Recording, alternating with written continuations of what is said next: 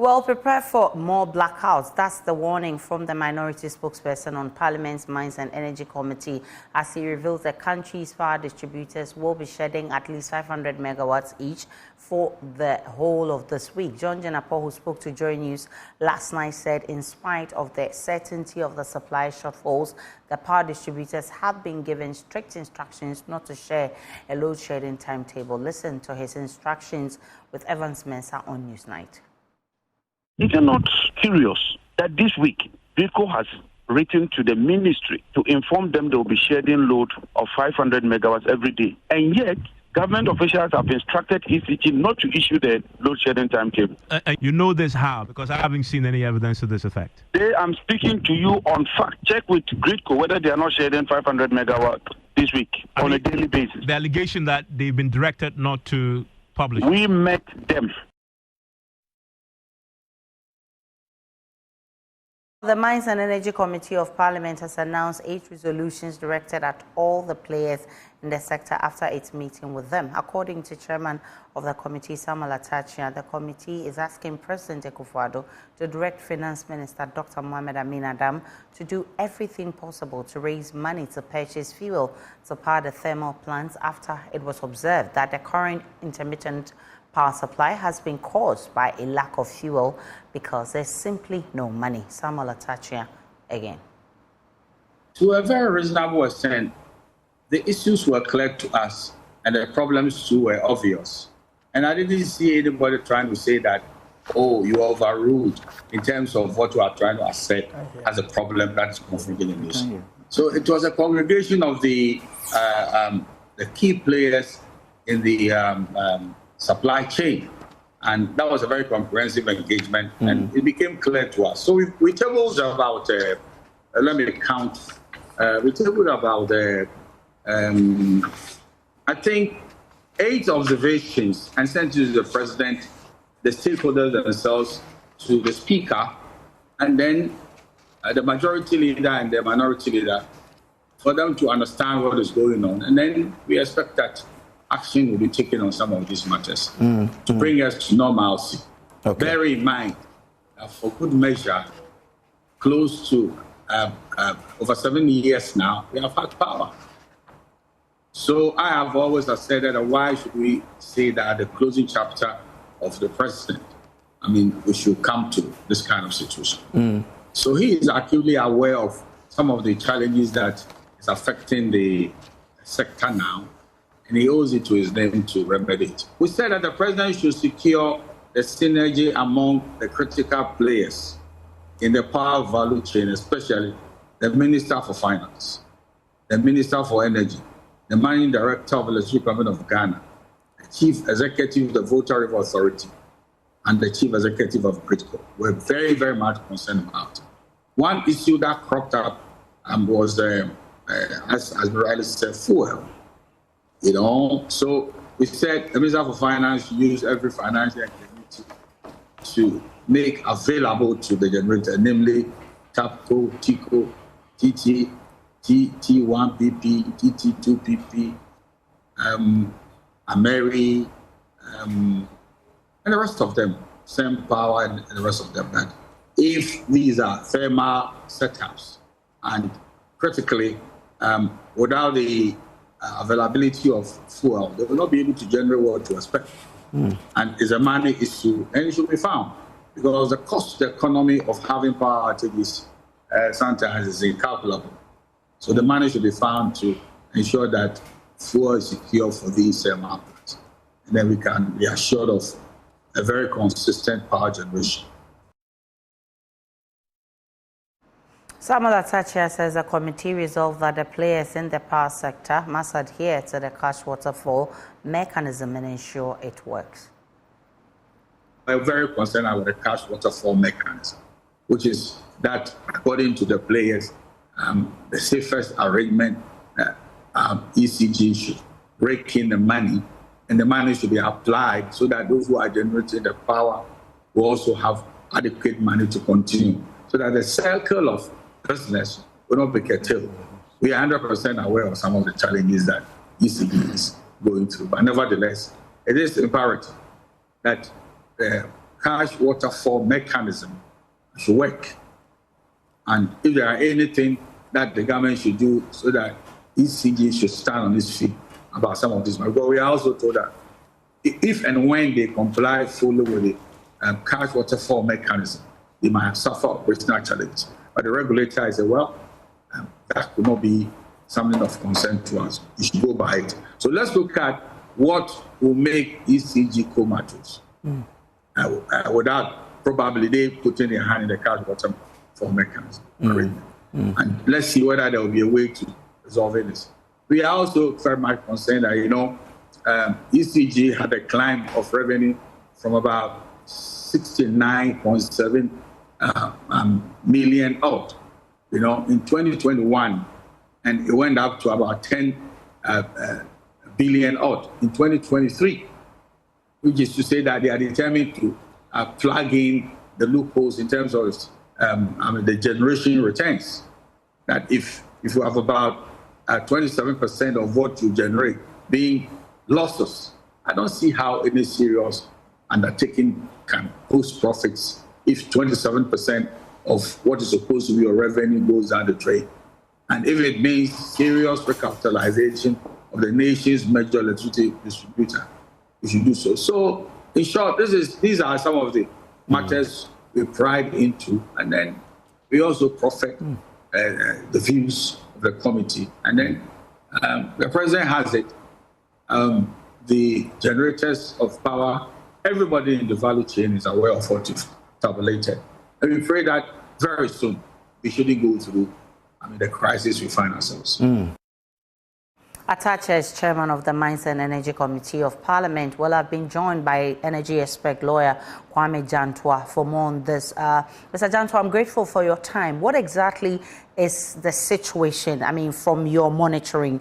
Because we seem to be getting different accounts with regards to our power situation. Well, good morning, Aisha, but are we talking directly at this particular comment that was made by Honorable Jinapo, or generally what is happening? Because we all know what is happening. It's nothing new. Look, if Mr. Atacha says that we have had 7 years of sustained power, what went wrong? Why can they not tell us what went wrong? And if the situation is financing, why can't they bring us all together to the point and tell us it's a financing issue? Because it's more than financing. It's a cocktail of financing, debt, equipment, maintenance, cash waterfall, and fuel and personal interest. They are all part and parcel of the cocktail we are talking about. And so at this point, that Gridco, according to the Honorable Jinapo, that they have been given instructions not to indicate what's really happening to us, doesn't help anybody. We are all part and parcel of enjoying electricity, and electricity isn't a privilege, it's a right because we pay for it. So if at the beginning started advising us, telling us exactly what was happening, today it would be easy for them because they can come and say, look guys, we have to share 500 load at this time, at this time, at this time. It's difficult now to say because we didn't start from the beginning. And if it's going to get worse, at least tell us it's going to get worse. I was listening to a news item on Joy. One doctor was saying his equipment that he uses for oxygen, it has been destroyed. He bought it for $8,000. So you can see the magnitude of what is happening. And you do not want to tell us that it's doomsday. At least if people know it's doomsday, they know how to plan. I go to market, I won't buy too much food because I know if I buy too much food, I put in my feet. When lights go off, it's going to spoil. They manage what they have. So really, I don't understand the situation where we don't want to open up and be transparent about this particular issue. Rather, we tell the Minister of Finance, please find money, find money, find money. How much money are we talking about?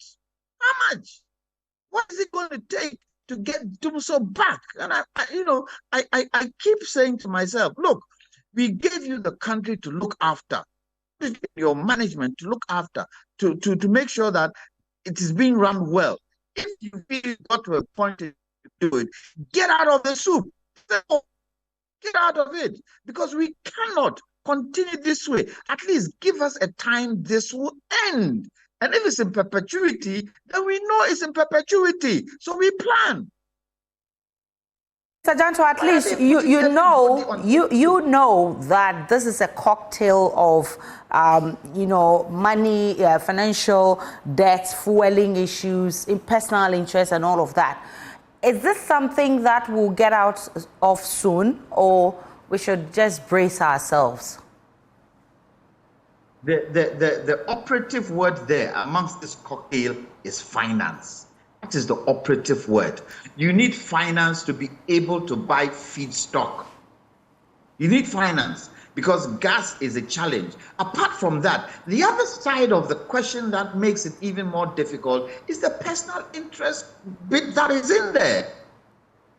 And we need to address, look, I was expecting the president, when he commissioned the K1 in Kumasi, I was expecting him as an opportunity to tell to Ghanaians, yes, we appreciate the patience you've had for us. However, these are the challenges, 1, 2, 3, 4, 5. And these challenges, we are trying our possible best, at least for one of the challenges, to get finance in so that we can sort some of these things out. When we had the discussion on Joy Prime the other day, the gentleman from the chamber of generators, what did he say?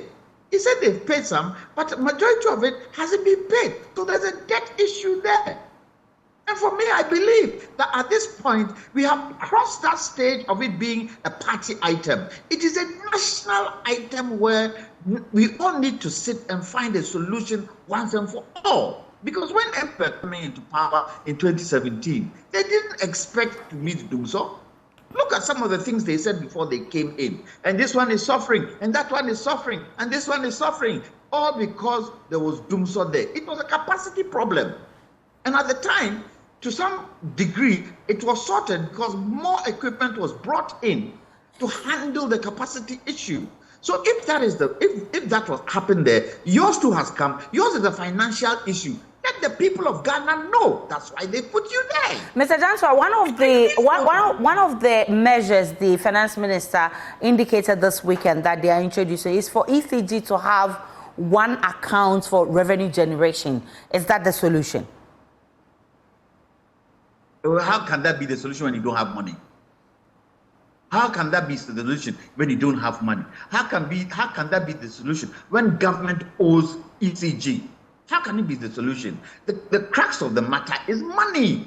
We need the finance. Once the money comes in, then when you are now working cash waterfall, you've put things in place to work cash waterfall, then yes, you go for the one account and you monitor that account to make sure that the money there is equitably spread between all the tier 1 and tier 2 operators.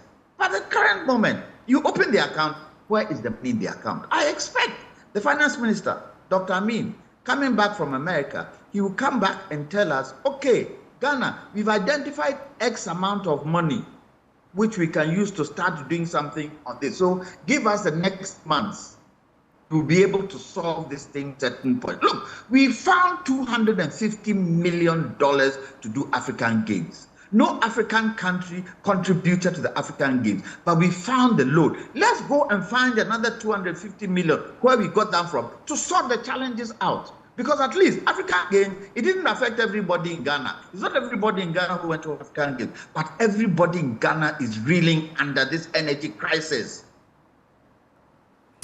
I'm grateful for your time. Aisha. It's challenging for everybody. We live to see how this ends. It does actually look like we have to brace ourselves for more. I'm grateful for your time, Kwame Jantwa. He's an energy expert, throwing more light on the challenges we're having with our power in the country. Let's get